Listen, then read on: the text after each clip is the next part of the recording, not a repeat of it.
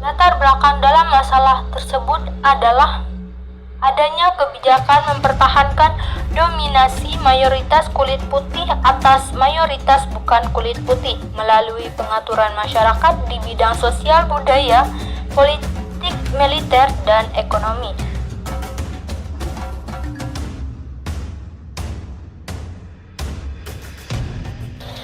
Teori yang berkaitan dengan apartheid di Afrika adalah teori segregasi rasial.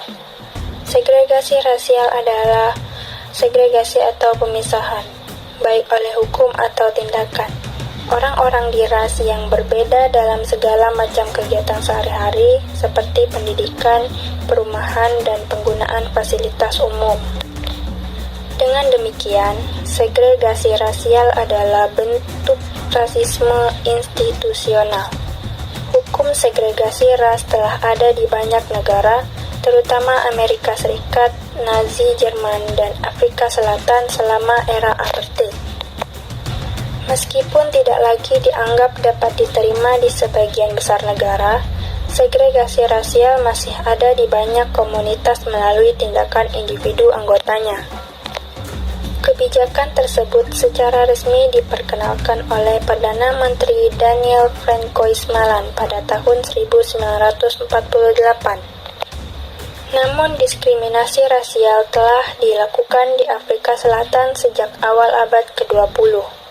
Sistem apartheid terdiri dari beberapa undang-undang dan program yang menegakkan pemisahan dan diskriminasi ras. Beberapa prinsip utama apartheid meliputi: 1. Populasi Afrika Selatan dibagi menjadi 4 ras: kulit putih, kulit berwarna, India, dan kulit hitam. Yang kedua, kulit putih dianggap sebagai ras yang unggul dan kepentingan mereka ditempatkan di atas kepentingan ras lain. Ketiga, kebijakan apartheid menekankan segregasi teritorial dan kebrutalan polisi. Sistem apartheid dikutuk secara luas oleh masyarakat internasional, dan terjadi banyak protes dan boikot terhadap Afrika Selatan pada tahun 1980-an. Gerakan anti-apartheid mendapatkan momentumnya, dan pada tahun 1990, Presiden Frederick Willem de Klerk membebaskan Nelson Mandela dari penjara setelah 27 tahun. Mandela kemudian menjadi presiden kulit hitam pertama di Afrika Selatan pada tahun 1994 dan apartheid secara resmi dihapuskan. Persoalan yang tidak diselesaikan. Pemerintah apartheid memperketat pengawasan dan penegakan hukum di seluruh aspek masyarakat Afrika Selatan.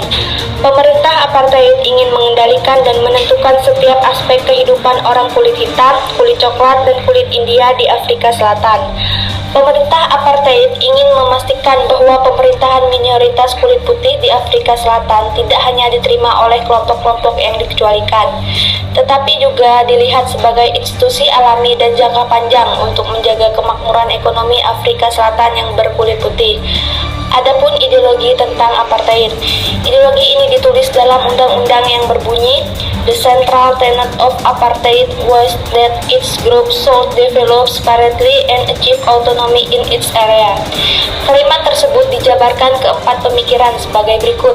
Yang pertama, penduduk Afrika terdiri dari 4 ras, yaitu ras putih, berwarna, India, dan Afrika. Yang kedua, putih adalah ras beradab. Yang ketiga, kepentingan kulit putih harus di atas kepentingan hitam. Yang keempat, ras putih adalah Afrikaner berbahasa Inggris.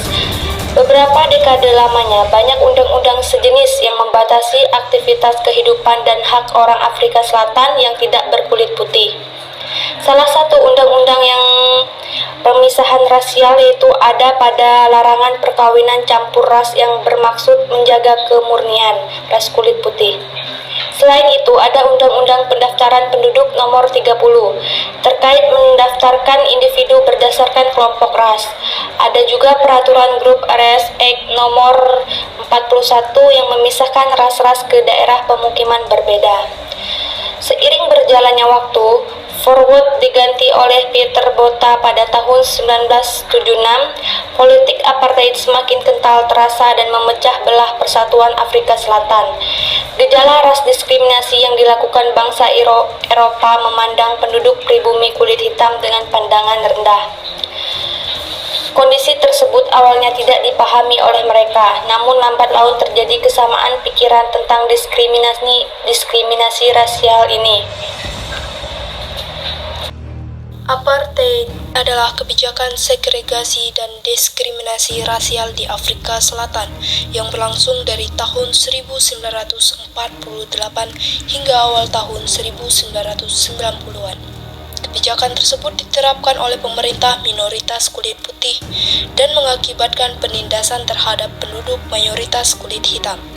Kebijakan tersebut ditandai dengan pemisahan kelompok ras yang berbeda ke dalam wilayah geografis yang berbeda, dengan kulit warga hitam Afrika Selatan dipaksa untuk tinggal di tanah air atau kota praja yang telah ditentukan.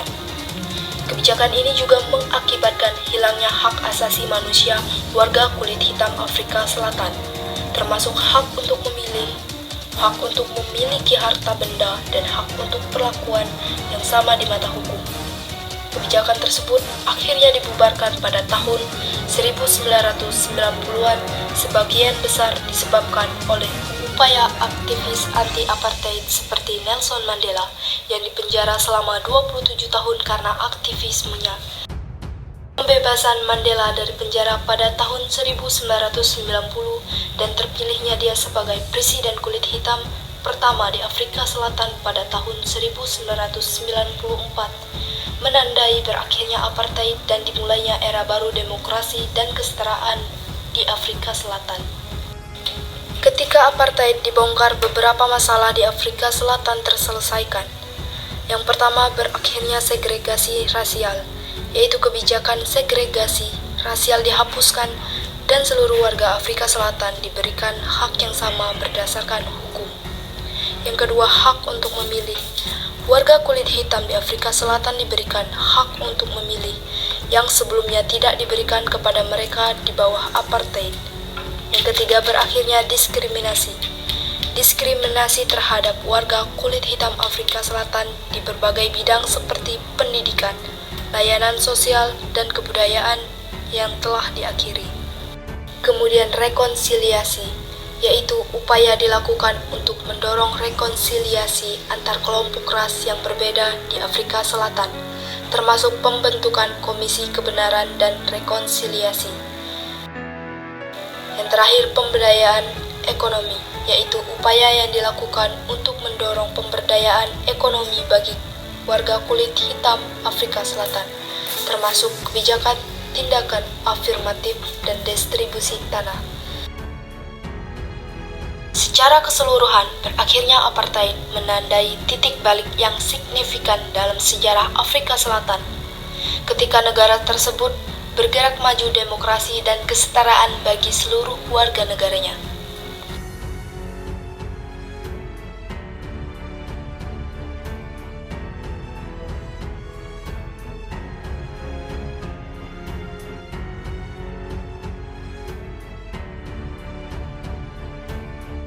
Dalam kasus masalah apartheid di Afrika Selatan. Yang pertama, pemerintah apartheid di Afrika Selatan dan Namibia. Yang kedua, mayoritas Afrikaner dan sebagian besar memilih kulit putih keturunan Inggris yang mendukung apartheid. Yang ketiga, kelompok-kelompok kulit putih supremasi di Afrika Selatan di seluruh dunia yang masih ada hingga saat ini. Jadi, akar masalah apartheid di Afrika Selatan adalah masalah apartheid berpangkal Pada kenyataan, beliau pendatang kulit hitam Eropa merebut negara tersebut di penduduk asli kulit hitam dan menggunakan kekuasaan serta kedudukan mereka yang kuat untuk menanamkan pengaruh dan kekuasaan politiknya.